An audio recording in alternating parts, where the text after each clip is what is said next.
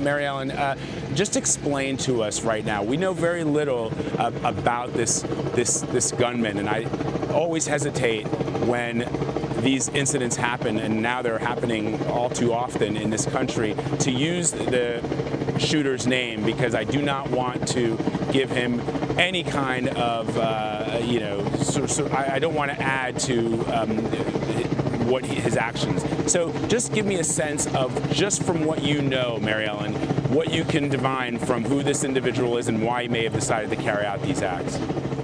Sure. Well, the information that's available right now is preliminary, and so that means it's subject to change. But based on the early reports that are coming in, this is someone that left a pretty large footprint in about his past, just in terms of his interest in weapons and his interest in violence and in hurting animals and hurting people.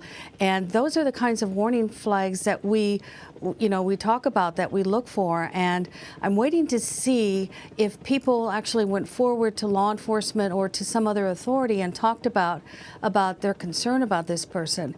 And then, of course, secondly, is that with this kind of a shooting, there's oftentimes one of the motives. There's never just one motive, but this is something that this person engaged in because it would give him lots of notoriety and lots of attention, and people would know who he is. And that's part of the planning and part of the purpose. It's hard for the shooter to not say something beforehand, to not do these kinds of postings, or to make sure that, hey, tomorrow it's going to be my big day. And because that's the goal, is to be as famous and as notorious as he can be. And then as far as mental health history, it's always very concerning to us when we see people default immediately to, well, it must have been a mental illness that caused him to do it. But this kind of violence is very predatory in nature, and predatory violence associates not necessarily with a mental illness, but more with a personality disorder, wherein the person still knows right from wrong, understands consequences of his actions, but still decides to do it because it serves his needs. Mary Ellen, it's something that you just said that I want to sort of drill down on. I've spoken to Ron Hosko, who you know very well. I spoke to Ron in the wake of the Las Vegas attacks, and one of the things that I was struck by, one of the things that I was never aware of, and I don't think most of our audience was aware of, is the fact that in many instances, somebody knows or sees something or hears something or reads something that the perpetrator or the shooter posted on social media, or something that they said. Generally, the signs are there, and yet time and time again, we miss them. And when I say we, I mean we, family members, friends, classmates. Why is that?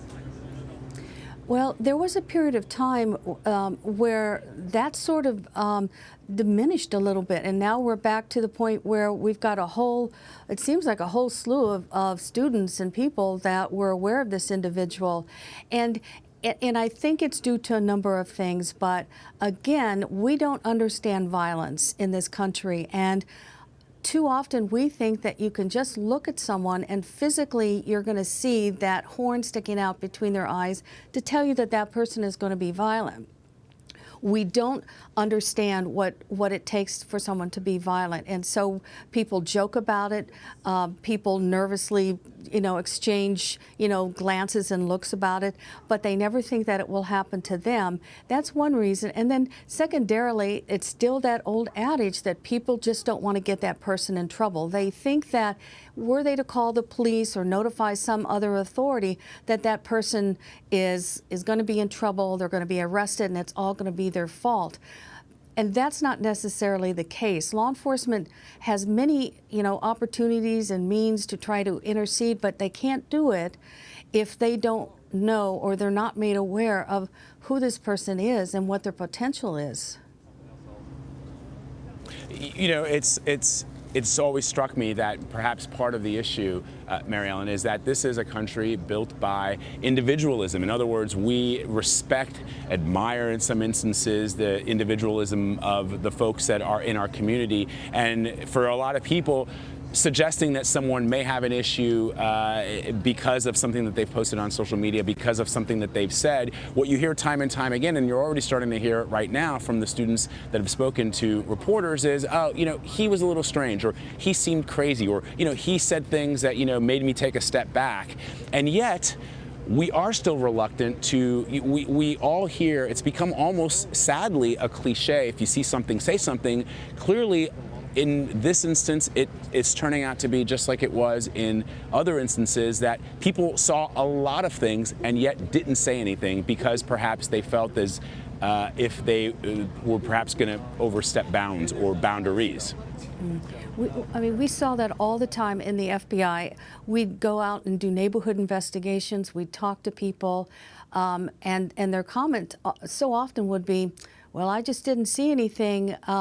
Well, yes, he walked his dog every day and he said hi, so I thought he was a swell guy. And so to me, this is just happening so much and so often and so repetitively, we really do have to understand the importance of educating people to violence. People in this country don't understand what a violent person looks like and how people evolve into violence and how they can spot it and what they need to do about it. And I've thought for a long time that that's been a major issue, not certainly the only issue in this case, but it is a very, very important issue. We've got to educate people, both young people and family members alike. This just cannot be handled only by law enforcement. Mary Ellen, before I let you go, I just have two quick questions, just based on your experience as a profiler.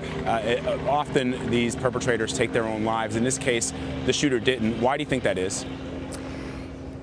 I'm not sure why he didn't take his own life. I will tell you at this point, I think there are several possibilities. I think one is that he wanted to talk about, he wanted to explain what he did, how well he did it, and what his thinking was, that he wanted to have a kind of a postscript to this event.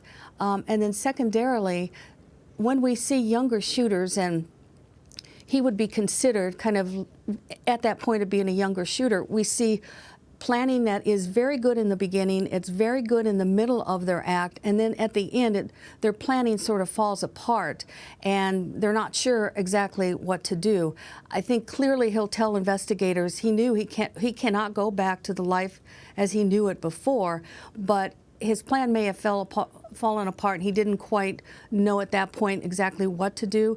But it also could be that he felt he wanted to talk about what he had done and done so well, unfortunately.